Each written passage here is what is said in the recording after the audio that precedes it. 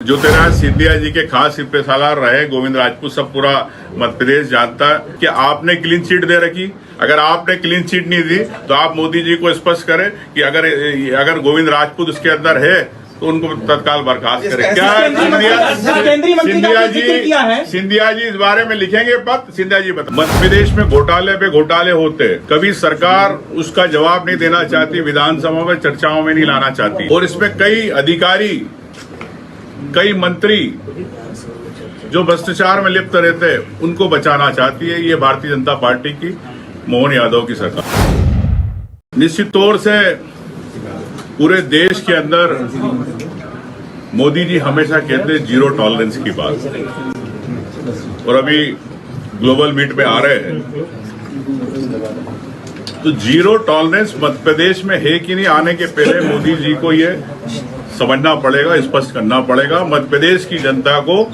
अगर आप zero tolerance की बात करते हो, अगर आप भ्रष्टाचार ना हो इसकी बात करते हो, तो आपको आने के पहले मध्य प्रदेश में भी आपको स्पष्ट करना पड़ेगा। मैं आपसे कहना चाहता हूं कि जिस प्रकार मध्य प्रदेश में घोटाले पे घोटाले होते, कभी सरकार उसका जवाब नहीं देना चाहती, विधानसभा में चर्चाओं में नहीं लाना चाहती, तो इससे स्पष्ट होता है कि सरकार इन घोटालों को बचाना चाहती है,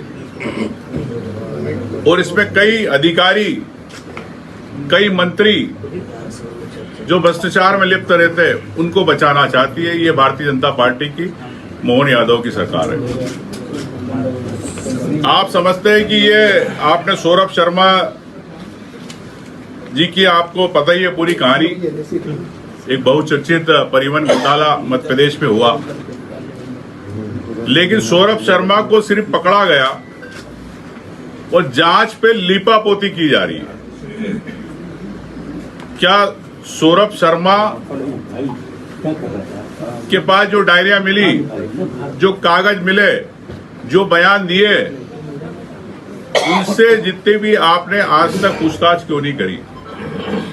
इसका मतलब यह है कि इसके अंदर सरकार के मंत्री हो, पूर्व मंत्री हो या अधिकारी हो, इसमें लिप्त यह स्पष्ट होता है।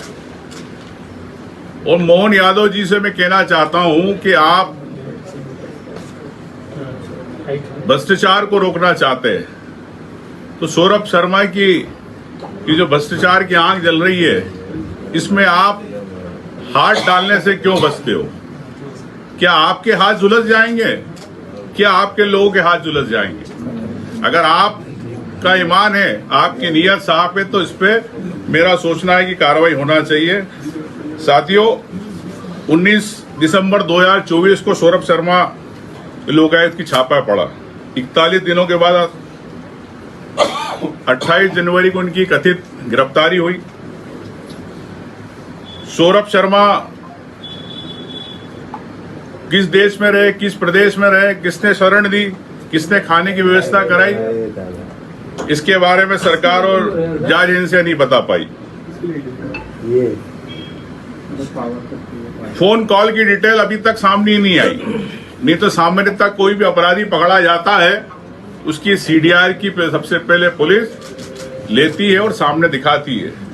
तो ऐसा क्या है फोन सौरभ शर्मा के फोन के अंदर कि ऐसे किसको कॉल करता था, किसका रैकेट था, कौन मंत्री चलाते थे?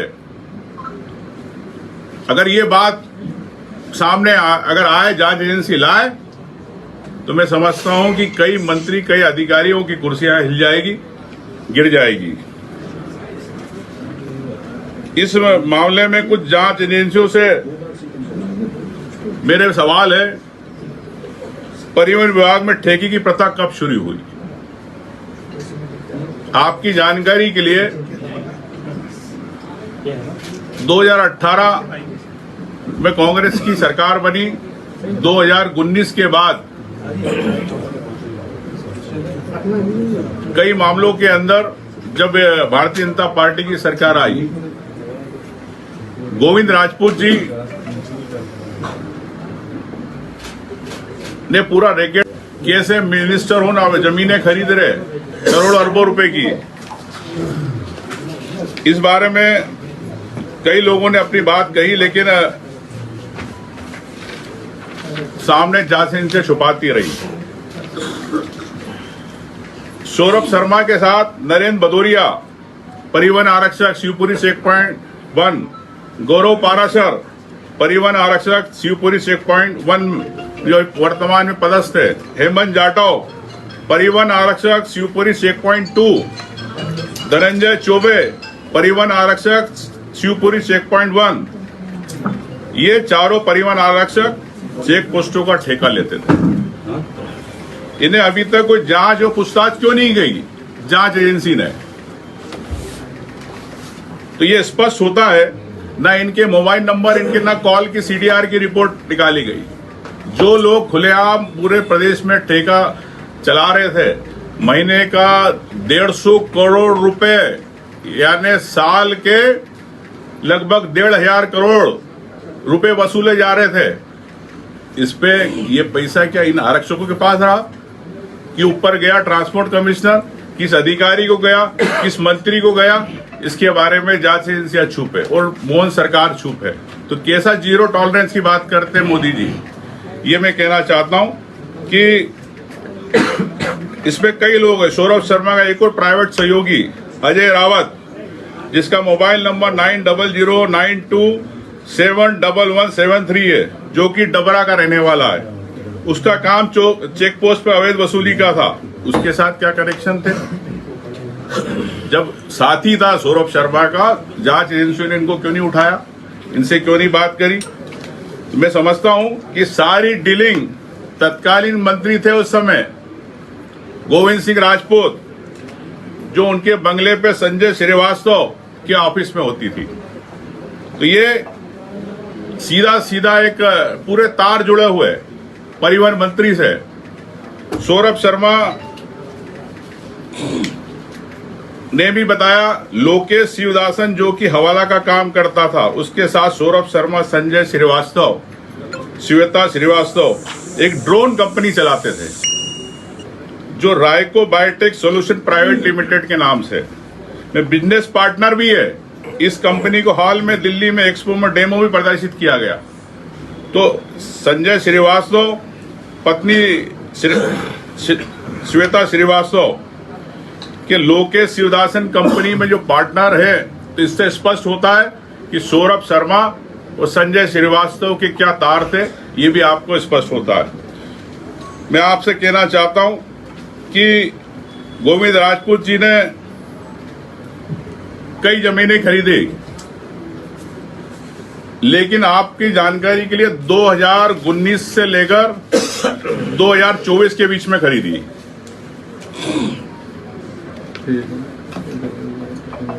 स्वयं ने अपनी पत्नी स्वयं के नाम सविता सिंह, पुत्र आकाश सिंह, पुत्र आदित्य सिंह के नाम पर सागर शहर में तिली माफी, बसिया भांसा, कनेरा देव, भोपेल केरावादा, मालिया, पथारिया जाट, मेन पानी, साथ ही सागर में लगे जेसी नगर, झीला, नरियावली, खुरई, बिलैया, जेरई में 150 एकड़ से अधिक भूमि खरीदी गई, जिसका बाजार मूल्य 400 करोड़ रुपए है।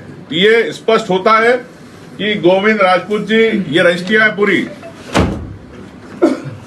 कि 2019 से लेकर 24 तक आपने ये सब चीजें खरीदी है। ये इसके सबके प्रमाण है। मैं आपको इसको पेन ड्राइव में आपके व्हाट्सएप पे पूरी इसकी जानकारी आपको उपलब्ध कराऊंगा। दूसरा, इसके बाद ये मामला यहां ही नहीं रुका। इसके अतिरिक्त गोविंद राजपूत जी ने अपनी सास, अपने साले की पत्नी, भाइयों, रिश्तेदारों के नाम से भोपेल, लुहारी, दमोह जिले में देवार, नासा, पथरिया में सैकड़ों एकड़ जमीन खरीदी, जिसका बाजार मूल्य 200 करोड़ है। आपको मैंने पेन ड्राइव के अंदर फ्लैग वाइज दिया, किस इसमें फोल्डर में क्या है, ये फ्लैग भी इसके अंदर इनकी पूरी रजिस्ट्रियां आपको मैं उपलब्ध करा रहा हूं। इसके अलावा कई जमीनें जो सिंचित थी, उनको जब रजिस्ट्री कराना रहती है कम भाव में, तो असिंचित के नाम से तहसीलदार से इन्होंने उस जमीनों को असिंचित कराया। उसके आदेश की कॉपी भी मैं आपको दूंगा। उसके पीछे लाखों रुपए स्टाम्प ड्यूटी के बचाए गए, शासन को हानि हुई। ये फ्लैक्स सी के अंदर जानकारी है, ये भी आपके फोल्डर पे है, ये मैं भी आपको देना चाहूंगा आदेश के साथ। गोविंद राजपूत जी 2023 के घोषणा पत्र में 53 हेक्टेयर जमीन की संपत्ति की घोषणा नहीं की गई, जिसकी 134 करोड़ की संपत्ति का ब्यौरा आपने उसमें नहीं दिया शपथ पत्र में। उसकी आपको जानकारी आपके फोल्डर में फ्लैग डी में इसकी भी रजिस्ट्री है, ये भी मैं आपको दे रहा हूं। साथियों, इसके अलावा भी नहीं रुके वो, अपनी काली कमाई को एक फर्जी समिति के द्वारा कैसे एक नंबर में किया गया। इन्होंने एक बनाई ज्ञानवीर सेवा समिति। इस समिति में गोविंद राजपूत की पत्नी सविता सिंह अध्यक्ष और पुत्र आकाश सिंह सचिव बनाया गया। कैसे इसके अंदर अकाउंट के अंदर पैसे दिए गए, किस कंपनी ने दिए, और दान के नाम पर वो जमीनों अपने ससुर के, अपने रिश्तेदार के नाम जमीन दान करवा रहे, उसी को पैसे दिलवा रहे समिति से। इन्हीं के पत्नी अध्यक्ष, इन्हीं के पुत्र सचिव। तो ये ऐसा कैसा दान, उसकी जानकारी फ्लैग ई के अंदर पूरे ये है। कमलेश बघेल पत्नी शिवान डेवलपर्स वगैरह जो इनके सबके नाम है, जो सारा ग्रुप की भी जमीन क्रय की गई, कई इसकी रजिस्ट्री भी मैं आपको उस पेन ड्राइव में उपलब्ध करा रहा हूं। तो ये बेनामी संपत्तियां जो इनके business partner Kamlesh Baghel, Pratibha Singh Baghel, company Shivansh developers private limited Sagar में बहुचर्चित सारा की बेशकीमती जमीनें खरीदी गई। 100 एकड़ से अधिक भूमि की क्रय की गई, जिसका बाजार मूल्य 600 करोड़ से अधिक है, जिसमें गोविंद राजपूत का पैसा लगा। इसके साथ इसके आपको रजिस्ट्रियों के इसके कागज में आपको उपलब्ध करा रहा हूं फ्लैग ऐप में। और कुछ जमीन जो ने कमलेश बघेल के नाम पे खरीदी, मैं आपसे यही कहना चाहता हूं कि खसरा नंबर फ्लैग जी गोविंद राजपूत की अब आप सब कड़ियां इसलिए है कि जिसकी जानकारी आपको नहीं होगी किसी को। दिल्ली में गोविंद राजपूत ने सबसे पास कॉलोनी में, डिफेंस कॉलोनी में 177 बिल्डिंग का 3rd floor terrace Sanjay Srivastava एवं उनकी पत्नी श्वेता श्रीवास्तव के नाम से 1 अप्रैल 2024 को 2 करोड़ में क्रय किएगा, जिसका बाजार मूल्य 12 करोड़ रुपए। उसी बिल्डिंग में A77 में तुमराम जो आरटीओ वाला था, उसकी पत्नी वीरेश कुमार तुमराम ने ग्राउंड और बेसमेंट दिनांक 26 मार्च 2024 को 2 करोड़ में किया गया, जिसकी 12 करोड़ रुपए मूल्य है। और उसी बिल्डिंग में संजय डांडे जो इनके खास संजय श्रीवास्तव गोविंद राजपूत के बिजनेस पार्टनर संजय डांडे, उसी बिल्डिंग में उनके द्वारा बिल्डिंग का 1st फ्लोर दिनांक 7 मार्च 2024 को 3 करोड़ में किया गया, जिसका बाजार मूल्य 15 करोड़ है। ये तीनों रजिस्ट्री आपके फ्लैग। तीसरा ये है कि जो दिल्ली में आपने मल्टी बताई है, उसमें आपने बताया मार्केट में उनकी कीमत 12 करोड़ रुपए है, तो इनने 2 करोड़ रुपए में जो सौदा किया है, तो क्या राजस्व को भी इन लोगों ने नुकसान पहुंचाया? आपको क्या लगता है? ये तीनों के सवाल। देखिए, पहली बात तो ये है कि मेरा इस पे आपसे ये कहना है, सौरभ शर्मा, संजय श्रीवास्तव, संजय डांडे या जिन आरक्षकों के नाम लिए मैंने, इन सबका तार है, सबके जुड़े हुए, और इन्हीं के नाम पर 2019 से 24 में गोविंद राजपूत ने 1,500 से 2,000 करोड़ की प्रॉपर्टियां खरीदी है कुल। हाँ, ये 1,500 से 2,000 करोड़ की बाजार मूल्य की, इससे ज्यादा हो सकती है, लेकिन इससे तो आप 3 साल के अंदर गोविंद राजपूत ने किस प्रकार से आरटीओ के पैसे का भ्रष्टाचार किया। सिर्फ सौरभ शर्मा के नाम पे एक केस बंद नहीं हो सकता। जो इसमें लोग लिप्त है उन पे पूरी जांच एजेंसी क्यों नहीं कार्रवाई करना चाहती है। वो रही पे आपने दिल्ली की प्रॉपर्टी की बात कही, तो दिल्ली की प्रॉपर्टी की रजिस्ट्रियां एक ही इसमें, ये इससे स्पष्ट होता है कि संजय श्रीवास्तव, संजय डांडे, सभी जितने भी लोग हैं, तुमराम, ये लोग अगर एक ही मल्टी में पूरी मल्टी खरीद रहे तो इनका सबका जॉइंट वेंचर है, गठबंधन है, जब भी ये लोग सौरभ शर्मा के साथ पूरी कड़ी है। सर क्या आपके सर, बात 12 में करोड़ गोविंद रुपए सिंह की- राजपूत ने ही करा है, क्योंकि आपके पड़ोस में हेमंत सर, वो कटारे केंद्रीय ये मंत्री का बार नाम बार बता भूपेंद्र सिंह का दीजिए। जिक्र करते हैं कि भूपेंद्र सिंह भी इसके लिए इन्वॉल्व है। देखिए, मैंने पूर्व में शुरुआत में कहा था, चाहे पूर्व मंत्री हो, भूपेंद्र सिंह हो, चाहे गोविंद राजपूत हो, चाहे अधिकारी हो, कोई भी हो, सरकार को स्पष्ट रूप से खुलासा करना चाहिए जांच एजेंसियों के पास जो रिकॉर्ड है कि कौन कौन इस घोटाले में है। तो स्पष्ट करे सरकार क्यों बचाना चाहती है, स्पष्ट करे। गोविंद सिंह को क्यों बचाना चाहती है, भूपेंद्र सिंह को क्यों बचाना चाहती है, बताए सरकार। सर, केंद्रीय मंत्री का नाम बता दीजिए। केंद्रीय मंत्री का आपने बोला है कि केंद्रीय मंत्री को पैसा जाता था, उनका नाम क्या है? सौरभ शर्मा ने जांच एजेंसियों को सब चीजें बताई है। आपको पता है जी। मैं जांच एजेंसी अगर नहीं बताएगी, अगर नहीं खुलासा करेगी तो जब अभी बताऊं। आपको पता है कि नहीं पता है सर? मालूम है, मैंने बोला बाद में आप जब बताऊंगा। इतना खुलासा कर दिया तो ये नहीं कर दीजिए ना सर, कौन सा सर, किया? देखिए, ऐसा है जी। कि जांच एजेंसी अपना क्या कर्तव्य निभाती की नहीं, कि ये सरकार मोहन यादव भारतीय जनता पार्टी की सरकार, प्रधानमंत्री अपना कर्तव्य निभाते की नहीं। हम उस दिन पत्र देंगे, जानकारी देंगे प्रधानमंत्री जी को, हम समय मांग रहे हैं। अब देखते समय देते ही कि नहीं, जीरो टॉलरेंस को लेकर। सर, शिकायत करेंगे, उनमें किन किन बातों का जिक्र होगा, क्या केंद्रीय मंत्री का उसमें ये मैं आपको नामों का जिक्र भी होगा, और अब ये- तक इतने सालों में परिवहन घोटाला कितने सालों से मध्य प्रदेश में देखिए, चल रहा मेरा कहना है कि प्रदेश में उद्योग आ रहे हैं, अच्छी बात है, इन्वेस्टर मीट हो रही है, ग्लोबल मीट हो रही है, हम स्वागत करते हैं। लेकिन क्या इस मध्य प्रदेश भ्रष्टाचार के अंदर डूबा हुआ है? इसके अंदर क्या जो उद्योग अभी जो है, उद्योग व्यापारी है जो काम कर रहे हैं, वो कितने परेशान हैं, उनके साथ किस प्रकार से पैसे वसूल हो जाते हैं? क्या वहां पे आप जीरो टॉलरेंस करेंगे?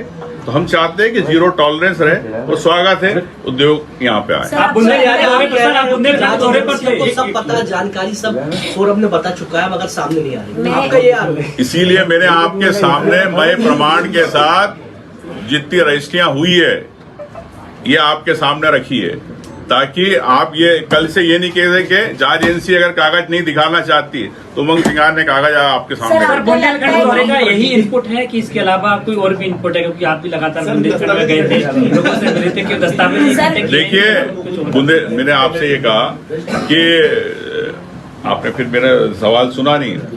बुंदेलखंड में मैं गया था, पूरे चारों पांचों जिलों पे दौरा किया, छतरपुर, सागर, पन्ना, दमोह। तो जो मुझे एहसास हुआ टीकमगढ़ कि वहां पर कई दलित है, उनकी जमीनों पे कब्जे हो गए, कोई सुनने वाला नहीं। किसान को वहां पर यह स्थिति है, आपने सिंचाई की बात करी, सिंचाई की व्यवस्था नहीं।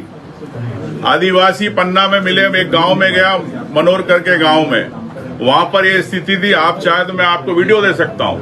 एक महिला ने कहा कि हमें यह स्थिति कि हमें भैया शौच जाने के लिए जगह नहीं है, तो हम अगर जगह नहीं है, हमारे यहाँ शौचालय नहीं, कोई सुनने वाला नहीं। किसान को वहां पर यह स्थिति है, आपने सिंचाई की बात करी, सिंचाई की व्यवस्था नहीं। आदिवासी पन्ना में मिले, मैं एक गांव में गया, मनोर करके गांव में, वहां पर यह स्थिति थी। आप चाहे तो मैं आपको वीडियो दे सकता हूं। एक महिला ने कहा कि हमें यह स्थिति कि हमें भैया शौच जाने के लिए जगह नहीं है, तो हम अगर जगह नहीं है, हमारे यहाँ शौचालय नहीं बना, हम अगर दूसरे खेत में जाते हैं तो हमको भगाते हैं। हमारी स्थिति ये, तो भारतीय जनता पार्टी की मोहन यादव की सरकार, एक महिला अगर शौच जाना चाहती है उसके लिए जगह नहीं है, उसके लिए शौचालय नहीं है। जमीनों के, आदिवासियों के वन भूमि के पट्टे, राजस्व और वन भूमि के विवाद चल रहे, लेकिन आज तक पन्ना जिले में बीडी शर्मा अध्यक्ष रहे, उन्होंने क्या करा बताएं? क्यों आदिवासियों को अभी तक नहीं मिला हक? ये बताए बीडी शर्मा, वहां अवैध उत्खनन क्यों चल रहा है? रेत के अवैध उत्खनन चल रहा है, बीडी शर्मा जी वहां के सांसद है, क्यों अभी तक रोक नहीं पाए? क्या आपको नहीं पता? तो ये मैं कहना चाहता हूं कि ऐसे कई मालूम। अब केन बेतवा की बात करेंगे, केन बेतवा लिंक, वहां पर हजारों एकड़ जमीन जा रही है, कई वन्य प्राणियों की जगह नहीं है। क्या सरकार बताए उनके लिए क्या करा? जिनकी जमीन डूब में जा रही है, क्या सरकार ये बताए उनके लिए क्या हो रहा? नेरावदोई अभ्यारण्य, वहां पर आज भी लोग गांव में अंधेरे में रह रहे, लाइटें नहीं, लाइटें काट दी गई, खंबे नहीं। तो ऐसा कैसा न्याय? 15 लाख रुपए सिर्फ जमीन के दिए जा रहे। जमीन मिलती है आज, अगर कोई जाएगा खरीदने 20 से 25 लाख रुपए की जमीन मिलती है एकड़ के अंदर, उस गरीब के अगर 4 लोग हैं, उसकी 10 एकड़ जमीन है, लेकिन फिर भी उसको 15 लाख मिल रहे हैं। ये सरकार क्या न्याय कर रही है उन किसानों के साथ, ये बताए। ये मैंने पूरे दौरे के अंदर चाहे कार्यकर्ताओं से मिला, चाहे आम जनता से मिले, उनके दुख देखे। एक कलावती है खुरवई में, भूपेंद्र सिंह जी की विधानसभा में रोते रोते मैं मंच पे आई, बोले भैया मेरे को 500 रुपए 600 रुपए नहीं मिलते, उसको पेंशन नहीं मिलती बुजुर्ग को। उस महिला को मैंने माँ मेरे एक बेटा तेरे को गोद लेता है, तेरे को मैंने हर महीने मैं किराने का सामान भिजवाऊंगा। लेकिन सरकार आज उसको एक अपंग है, विकलांग है, 60-65 साल की विधवा, उसको आप नहीं आश्रय दे पा रहे। तो भारतीय जनता पार्टी गरीबों के लिए क्या कर रही है बताएं। कितने हजारों लोग हैं ऐसे प्रदेश के अंदर, उनका क्या हो रहा है बताएं। सर, एक बहुत महत्वपूर्ण सवाल है। आपको लगता है कि लोकायुक्त ने अभी तक जो जांच की थी, क्या उस जांच में लोकायुक्त बहुत चीजें छुपा रही है? उन्होंने बहुत लापरवाही भी बरती है जांच करते हुए, क्योंकि अब ईडी के हाथ में केस है, क्योंकि लोकायुक्त ने सिर्फ 7 दिन के लिए रिमांड पे लिया और जांच खत्म हो गई। सिर्फ जांच एजेंसियां इसके पाले उसके पाले में गेंद फेंक रही है। कागज जांच एजेंसियों के पास सब है। आज मुझे आवश्यकता क्यों पड़ी? ये कागज उनके पास है, लेकिन जांच एजेंसियों ने सामने क्यों नहीं लाए? क्या कारण है? किसके दबाव में? क्या भारतीय जनता पार्टी के दबाव में? क्या प्रधानमंत्री मोदी के दबाव में? क्या अमित शाह जी के दबाव में? क्या मुख्यमंत्री के दबाव में? स्पष्ट करे भारतीय जनता पार्टी।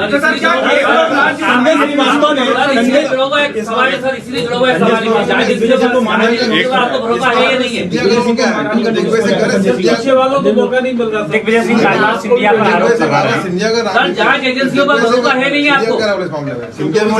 उन्होंने ये कहा था उन्हीं के दबाव में हमने गोविंद सिंह राजपूत को मंत्री बनाया। लेकिन निश्चित तौर से ज्योतिराज सिंधिया जी के खास सिपहसालार रहे गोविंद राजपूत, सब पूरा मध्य प्रदेश जानता है। तो क्या मैं तो सीधा अपने सिंधिया जी से पूछना चाहता हूं कि आपने क्लीन चिट दे रखी? अगर आपने क्लीन चिट नहीं दी तो आप मोदी जी को स्पष्ट करें कि अगर गोविंद राजपूत उसके अंदर है तो उनको तत्काल बर्खास्त करें। क्या सिंधिया जी इस बारे में लिखेंगे पत्र? सिंधिया जी बताए। अरे सिंधिया जी अरे सर, ये सौरभ शर्मा के मामले की जांच लोकायुक्त पुलिस कर रही है, ईडी कर रही है, इनकम टैक्स कर रहा है, और सारी जांच के बारे में आपने सारी बातें बताई।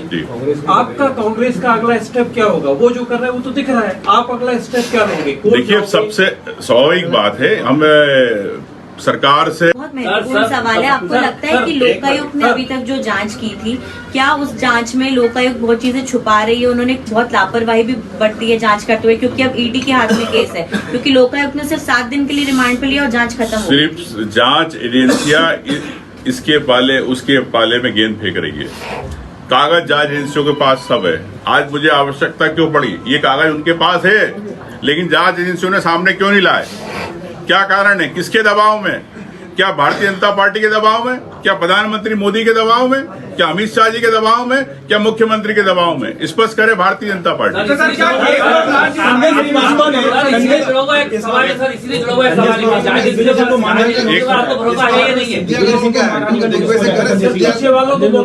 दिग्विजय सिंह राजनाथ सिंधिया पर आरोप लगा रहे हैं। जांच एजेंसियों पर भरोसा है नहीं आपको? उन्होंने ये कहा था उन्हीं के दबाव में हमने गोविंद सिंह राजपूत को मंत्री बनाया। निश्चित तौर से ज्योतिराज सिंधिया जी के खास सिपहसालार रहे गोविंद राजपूत, सब पूरा मध्य प्रदेश जानता है। तो क्या मैं तो सीधा अपने सिंधिया जी से पूछना चाहता हूं कि आपने क्लीन चिट दे रखी? अगर आपने क्लीन चिट नहीं दी तो आप मोदी जी को स्पष्ट करें कि अगर गोविंद राजपूत उसके अंदर है तो उनको तत्काल बर्खास्त करें। क्या सिंधिया जी इस बारे में लिखेंगे पत्र? सिंधिया जी बताए। अरे सिंधिया जी अरे सर, ये सौरभ शर्मा के मामले की जांच लोकायुक्त पुलिस कर रही है, ईडी कर रही है, इनकम टैक्स कर रहा है, और सारी जांच के बारे में आपने सारी बातें बताई। आपका कांग्रेस का अगला स्टेप क्या होगा? वो जो कर रहा है वो तो दिख रहा है, आप अगला स्टेप क्या लोगे? देखिए, सबसे स्वाभाविक बात है, हम सरकार से इसके अंदर स्पष्ट जांच कराने की बात करना चाहते, एक न्यायिक जांच की, जुडिशरी की बात करना चाहते, और सरकार अगर इसके बावजूद भी नहीं करते तो कांग्रेस पार्टी की ओर से हम लोग कोर्ट जाएंगे, ये स्पष्ट करना। क्या कोई एक ऐसा कागज आपके पास है जिसमें गोविंद सिंह राजपूत, संजय डांडे और संजय श्रीवास्तव के तमाम लोगों के नाम साथ में? सबके प्रमाण के साथ आपको व्हाट्सएप में आपको पूरे रजिस्ट्रियां दे रहा हूं, जिसके अंदर कागज पर रिकॉर्ड है। ये मैंने आपको सब दिखाई, सब रजिस्ट्रियां ही है। तो ये मैं आपको प्रमाण दे रहा हूँ। सर, जीतू पटवारी जी ने कहा है कि हम जब भ्रष्टाचार की लड़ाई लड़ते हैं तो आपके बाजू में बैठे हैं नेता प्रतिपक्ष, इस तरह से हमले होते हैं जांच एजेंसी। आपको डर नहीं लगता इतने सबूत के साथ आप दे रहे हैं? देखिए, ऐसा है, मेरे को तो राजनीति के अंदर जिसे झूठे आरोप लगा के मुझे कब्र में गाड़ दिया था, मैं तो कब्र से निकला हुआ भूत हूँ, जिसके पीछे पड़ूंगा फिर हमेशा के लिए पड़ूंगा।